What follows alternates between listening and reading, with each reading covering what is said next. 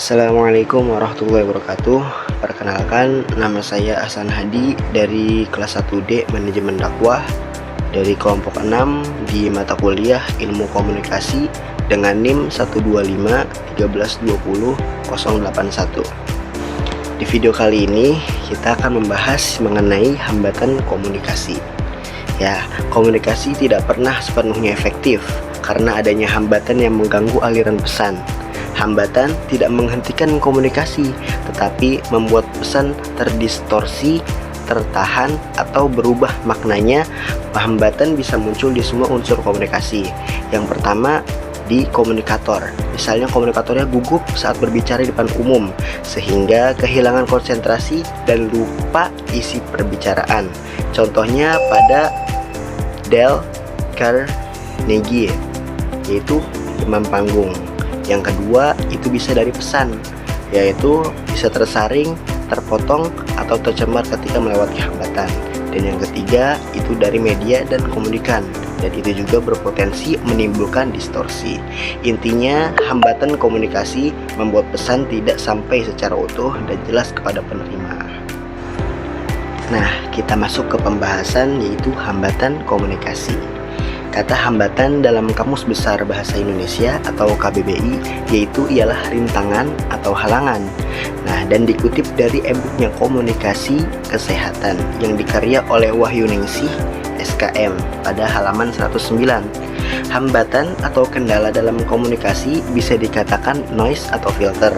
Menurut Dimbleby dan Barton, kata filter lebih dipilih karena saat komunikasi terdapat gangguan yang menyebabkan pesan tidak dapat diterima oleh komunikan sama sekali. Kendala adalah rangsangan yang tidak dikehendaki yang dapat merusak isi atau konten pesan yang disampaikan oleh Mulyana pada tahun 2005. Hambatan ini selalu ada pada saluran atau channel dalam proses komunikasi bersama informasi yang diterima oleh komunikan. Sedangkan menurut DeVito, noise atau kendala dalam komunikasi diartikan secara teknik. Menurutnya, segala sesuatu yang dapat merubah pesan serta menghalangi penerima untuk menerima pesan disebut hambatan komunikasi. Menurut Owen Hergy dan David Dixon dalam bukunya yang berjudul Skills in Personal Communication, segala gangguan yang dapat menghambat atau menurunkan kualitas dari pesan itu sendiri sehingga makna yang didapat tidak sinkron dengan apa yang diinginkan disebut hambatan komunikasi.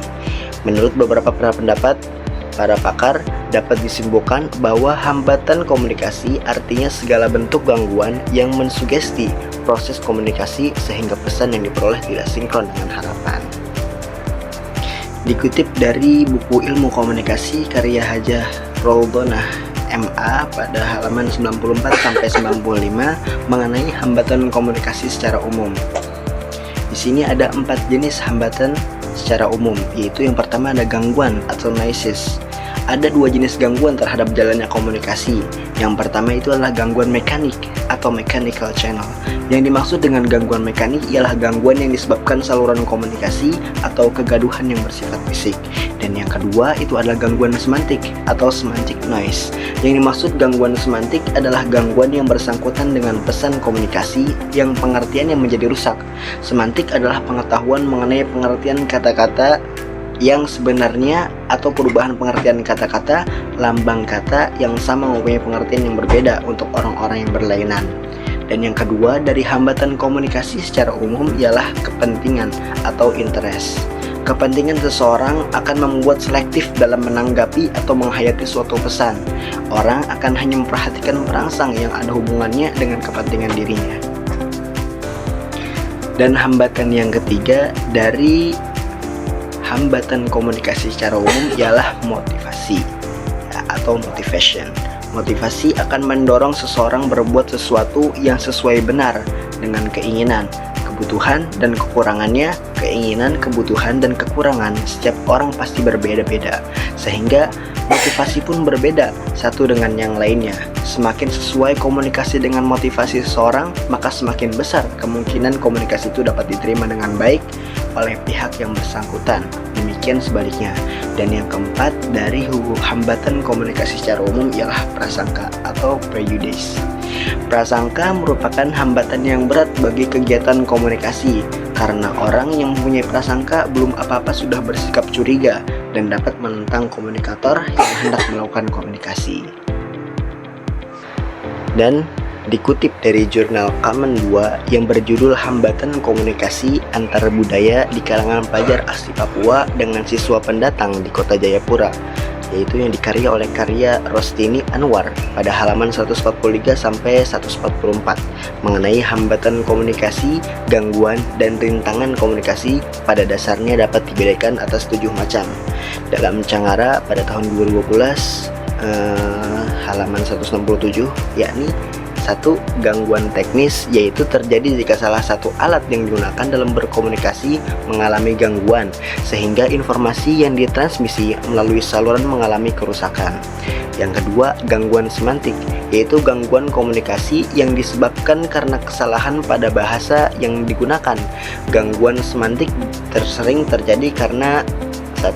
Kata-kata yang digunakan terlalu banyak memakai jargon bahasa asing sehingga sulit dimengerti oleh khalayak tertentu. Terus yang kedua, bahasa yang digunakan pembicara berbeda dengan bahasa yang digunakan oleh penerima termasuk dialek. Yang ketiga, struktur bahasa yang sehingga digunakan tidak sebagaimana mestinya membingungkan penerima. Yang keempat, latar belakang budaya yang menyebabkan salah persepsi terhadap simbol-simbol bahasa yang digunakan. Nah, kita lanjut ke macam yang ketiga, yaitu gangguan psikologis, yaitu terjadi karena adanya gangguan yang disebabkan oleh persoalan-persoalan dalam diri individu. Nah, yang keempat, rintangan fisik atau organik, yaitu rintangan yang disebabkan karena kondisi geografis. Dan yang kelima, rintangan status, yaitu rintangan yang disebabkan karena jarak sosial di antara peserta komunikasi, misalnya perbedaan status antara senior dan junior atau atasan dan bawahan. Dan yang keenam, rintangan kerangka berpikir, yaitu rintangan yang disebabkan adanya perbedaan persepsi antara komunikator dan khalayak terhadap pesan yang digunakan dalam berkomunikasi. Ini disebabkan karena latar belakang pengalaman dan pendidikan yang berbeda. Dan yang ketujuh, rintangan budaya, yaitu rintangan yang terjadi disebabkan karena adanya perbedaan norma, kebiasaan, dan nilai-nilai yang dianut oleh pihak-pihak yang terlibat dalam komunikasi. Nah, kita lanjut ke pembahasan, yaitu pentingnya komunikasi.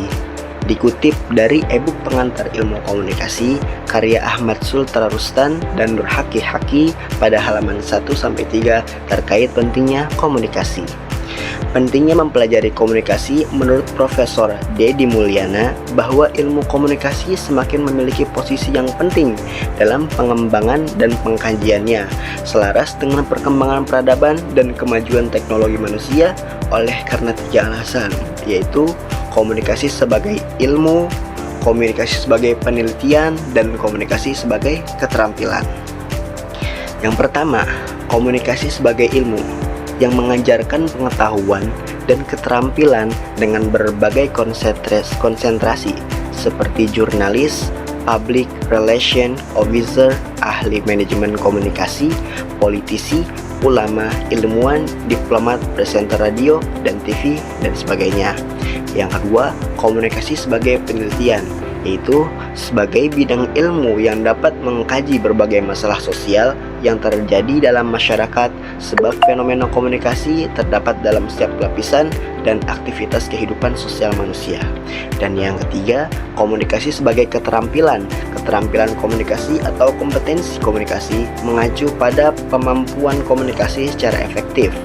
Kompetensi ini mencakup hal-hal seperti pengetahuan tentang peran lingkungan, konteks dalam mempengaruhi konten atau kandungan dan bentuk pesan komunikasi. Dan dikutip dari buku Ilmu Komunikasi karya Dr. Hajah Roudonah MA pada halaman 13, beberapa pendapat ahli komunikasi yang mengemukakan tentang pentingnya komunikasi tersebut. Antara lain, yang pertama dari Edward Sapir mengatakan bahwa jaringan hubungan masyarakat itu melalui komunikasi. Jikalau tidak ada komunikasi, maka tidak ada masyarakat. Dan yang kedua dari Edward Tolman mengatakan bahwa komunikasi ialah sekedar alat untuk berhubungan dengan orang lain dan untuk mencapai satu tujuan. Dan yang ketiga dari William Stevenson mengatakan bahwa orang melalui komunikasi dapat mencapai kepuasan.